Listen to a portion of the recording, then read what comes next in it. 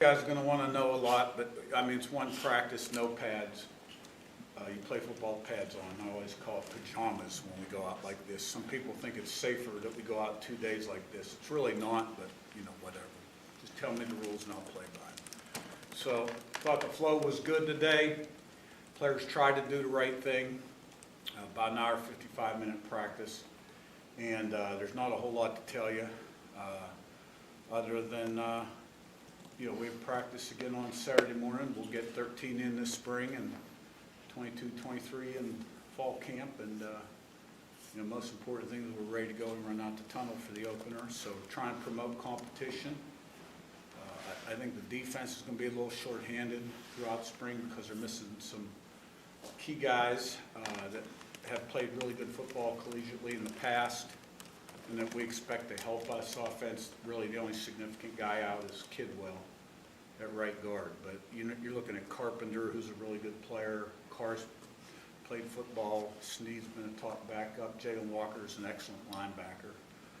There may be another guy or two on defense. So they're a little thin over there. And, you know, with Blitty leaving, which was unexpected, but he did what he did. And that's all I'm going to say about that, and we'll keep it to our guys.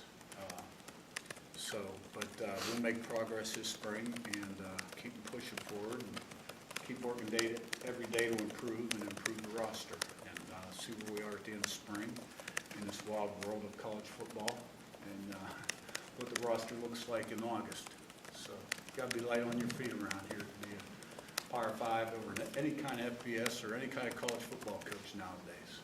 Because it's crazy. All right, let's go. Mike and Zach. Speaking about the defense, when you say about the numbers and defensive tackle low, how do you manage that? And is it just We got become enough more? bodies to go 3 teams, which is the goal. You know, you want to be able to work 3 teams when you start your 11-on-11 stuff, and we're keeping the reps a little lower, racks of 4 right now, early on, because football movements are just so different than anything the strength and conditioning staff can do with them. It's a start-stop game, and you know, you want to develop players and you want to keep them healthy, so we kind of build the reps up as we go. Zach and Seth.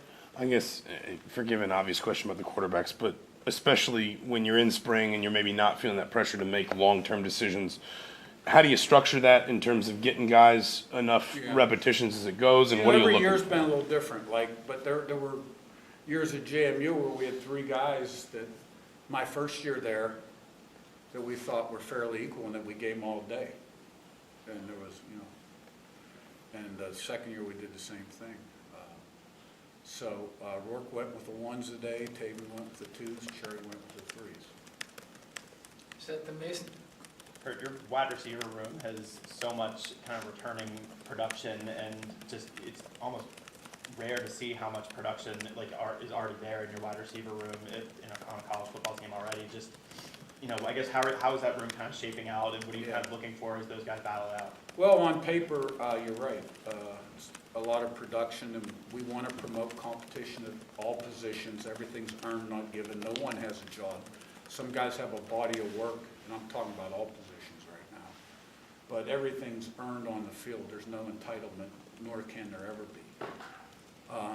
But that room has a lot of older guys that have made plays in games, and I'm excited about their potential to help us win football games.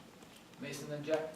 Curt, obviously you mentioned that there's not a lot to glean from just your first practice, but kind of projecting forward when you look at this team that has so many new faces, who do you kind of turn to maybe as some on-field leaders for you guys? I think we're still developing, learning about the guys. Like in flex today, you know, at the end of flex, we always have somebody talk, right? We have a few guys out front. And Kalon Black talked today, who was at JMU. You know, he was a running back because he talked one time last year and he had a lot of juice, and we want that guy to, you know, kind of like grab everybody's attention. And so I think we're learning. We've got players from Indiana that we didn't coach last year. We got transfers that we didn't coach last year. And we got some guys at JMU that we did coach last year. And I think that'll evolve. Jack and Jerry. Yeah, in the spring when you don't have, wins and losses to measure, like how do you measure progress or success? What are you looking for to kind of? Well, number one, we want to keep them all healthy. We don't want to have any significant injuries, especially to guys that we think can make major contributions to the football team. Number two, we got to install our offense, defense, special team schemes, okay? And teach the way we practice, a certain way we practice, and a certain way that we play the game and things that we emphasize that we think are important in being successful, right? And practice should emulate a game a little bit. So I was fairly pleased with day one, the flow of day one. And we want to develop players and find out who can do what. And then come out of spring, it used to be all about recruiting and development, now it's recruiting, development, and retention. See who's on the bus, who isn't on the bus, and put the best roster together we can for August.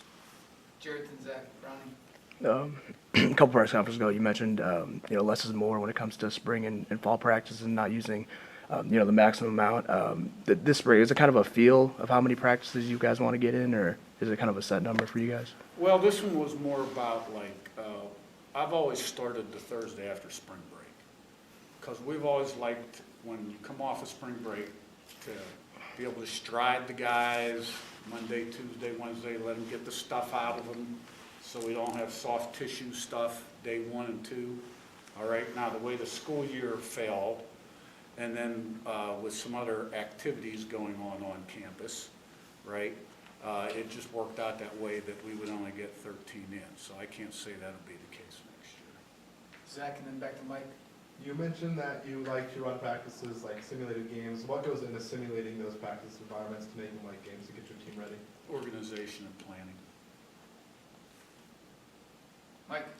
Yeah, in terms of, you mentioned kind of evaluating, are you a big guy with position changes in terms of and especially when taking over, do you anticipate a lot of that, or is that just something that's kind of, you go kind of evaluating players, can happen a little bit? I mean, just in Well, I terms of mean, where you you're want evaluating to the put the roster. best team on the field, and, you got strengths and weaknesses, and if you have an abundance somewhere and that guy can be a starter over here, I think we all do that as coaches.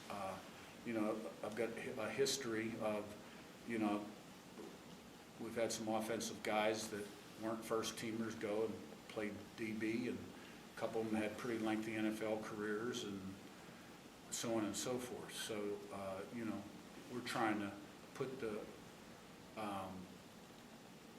best 11 on the field, but we don't have to do that today. But like you saw Toomer out there at strong safety, for instance, right? He's played some corner, and that's just a situation where we have some corners, right? And we wanted to take a look at him at strong safety. Joe wrote 2 last one. Coach, you mentioned Kalen, how he used his voice at JMU, he used his voice here today. I guess, what's the importance of that in day one, having a guy like that step up? Well, day one, it's how you do things, and this was new for everybody today. It was new for me to go out on the field and practice there. Like, how do we even get to the field from my office, right? I learned that today, the shortest way. And then, I go out there, and the tight ends and receivers and running backs, stuff is in the wrong spot, so that was new, right? It was a good day, and so Kalon was sort of showing everybody else, kind of like, sort of how we do it. Everybody's different and does it different. Not everybody's going to get up there in front and talk, because those are sort of like the guys you think are going to end up being like leaders, right? All right, thanks, Coach. All right. Thank you.